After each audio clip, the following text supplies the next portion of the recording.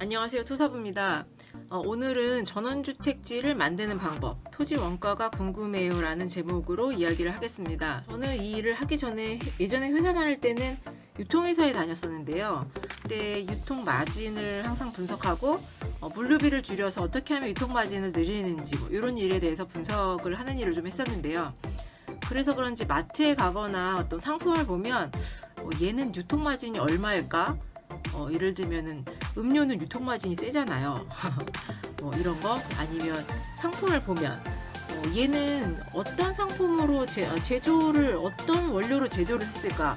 이 재료의 원료는 몇 %일까? 항상 이 상품의 제조원은 어디고 판매원은 어디인지 이런 거를 보는 습관이 들어있는데요. 생각해보니까 제가 지금 팔고 있는 전원주택지의 토지도 마찬가지 같더라고요. 전원주택의 토지는 원가가 어떻게 만들어질까 궁금하신 분들이 계셔서 저도 이 기회에 하나씩 설명을 드리려고 합니다. 전원주택지 원래는 땅, 그러니까 아무것도 가공하지 않은 임야 또는 전답, 그 상태를 그냥 원형지라고 얘기하는데요. 이 상태에서 어떤 재료를 섞어야지 우리가 집을 지을 수 있는, 건축을 할 수 있는 땅으로 완성이 됩니다. 자, 과연 토지에 어떤 재료를 섞어야지만 우리가 집을 지을 수 있는 땅으로 완성이 됐는지 함께 보시겠습니다. 일단 전원주택지를 개발할 때는 낮은 임야나 농지, 그냥 전답 상태 큰 면적의 땅을 개발을 하는데요. 이 땅의 원형지를 개발하기 위해서 우리는 개발행위 허가랑 건축 인허가를 넣습니다. 그래서 이 행위가 가능하다라는 허가를 받았을 때 그 다음에 임야를 개발한다면 산지 전용비를 지불하고요. 산림청에 전답을 다른 용도로 사용하겠다라고 하는 농지 전용비를 지불을 합니다. 네 번째로는 이 돈을 낸 다음에 다른 용도로 사용한다는 돈을 낸 다음에 토목공사를 하고 여기에 기초 인입공사를 하는데요. 우리가 주택에 살기 위해서는 물도 있어야 되고 전기도 있어야 되죠. 그리고 가스도 있어야 되고 우수관, 오수관 이런 주택에서 살기 위한 기초적인 인입공사를 해야 됩니다. 이거를 이제 네 번째로 완성을 하게 되는데요. 자, 전원주택 토지의 원가 레시피는 요 네 가지로 구성이 됩니다. 하나씩 살펴보겠습니다. 임야는 경사도가 낮은 임야를 선택하는데요. 그래야지 나중에 이제 개발할 때 비용이 적게 들고요. 전 또는 답. 주로 근데 전답보다는 임야가 단가가 더 싸기 때문에 개발하시는 분이나 아니면 가족 땅인 경우 임야를 가지고 전원주택지를 개발하려는 추세가 더 강합니다. 이 땅에 허가를 받죠? 이거는 이제 중개사가 하는 일은 아니고요. 설계사무소에서 이 땅에 어떤 행위의 개발이 가능한지를 일단 짚어보고 또 건축도 지을 수 있는 땅인지 어떻게 도로를 내는지 이런 계획을 가지고 허가를 짚어놓습니다. 다음에 오케이가 떨어지면 비용을 내야만 이제 허가증이 나오는데요. 산은 정식 용어로는 대체 산림 조성비라고 하고요. 요거는 산림청이 지불을 하는 거고 얘는 평당 한 10,000원 정도입니다.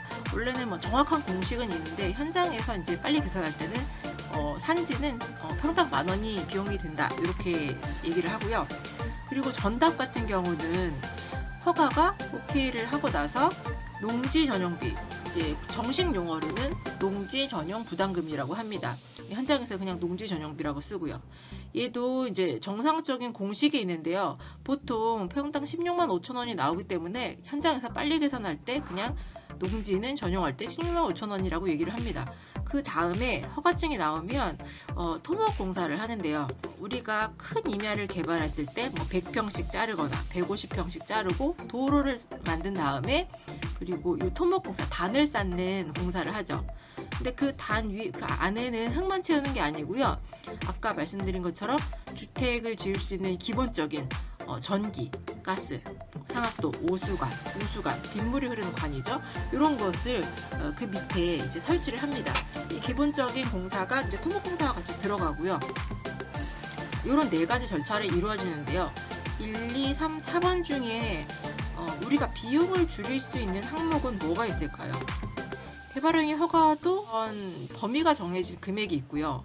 산지 전용 얘는 이제 공식처럼 나오는 금액이 있고 4번 토목공사 인입공사. 인입공사도 이제 금액이 어느 정도 정해져 있는 상태고, 토목공사에서 약간 변수가 있겠죠.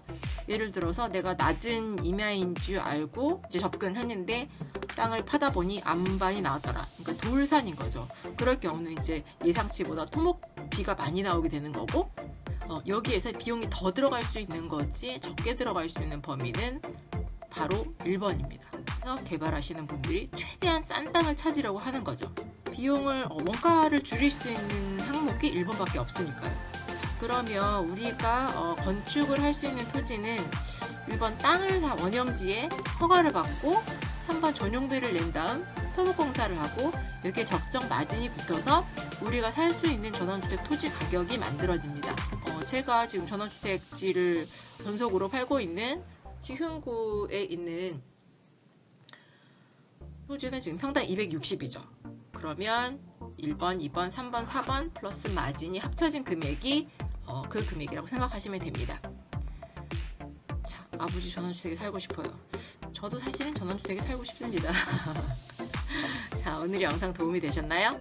도움이 되셨다면 좋아요, 구독, 알림 설정 눌러주세요. 오늘의 토사부의 비하인드 스토리 토사부TV 마칩니다. 감사합니다. 그리고 궁금한 사항은 댓글로 달아주세요. 다음 영상으로 만들어 드리겠습니다. 감사합니다.